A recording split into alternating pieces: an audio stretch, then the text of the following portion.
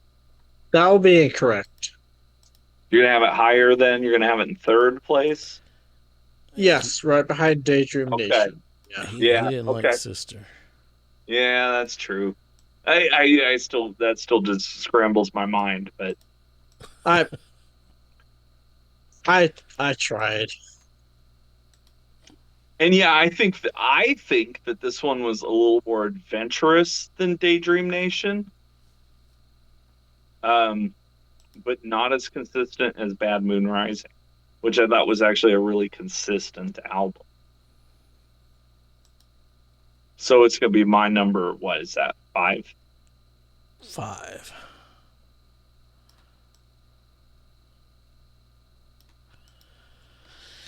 All right. Well, up next, we have the major label debut, Goo.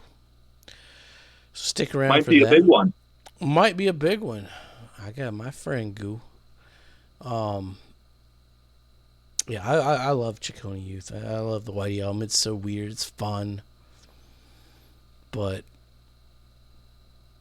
But it does ultimately feel just like a bunch of like, it's we're thrown just together. doing this for fun. Yeah. We're not taking this seriously. Yeah. Yeah. All right, well, check out our Butthole Surfers review. That's coming out or has been out. We got Pink Floyd around the corner. We got Green Jelly. Jello, my friend. Okay. Sucks. Dun, Or dun, rocks. dun, dun, dun. Whichever one it is. Green Jello sucks. Dun, dun, I thought. dun, dun, Dun, dun, dun. Is that poo-poo on your shoe? We're live streaming that every Monday. The first Monday of every month we live stream. Check us out. We'll be live streaming some Green Jello. Yeah, be safe and make good decisions. Unlike me.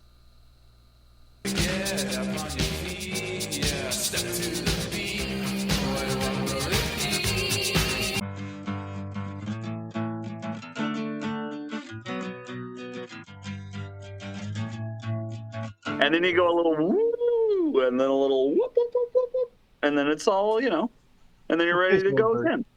Y'all come back now, you hear?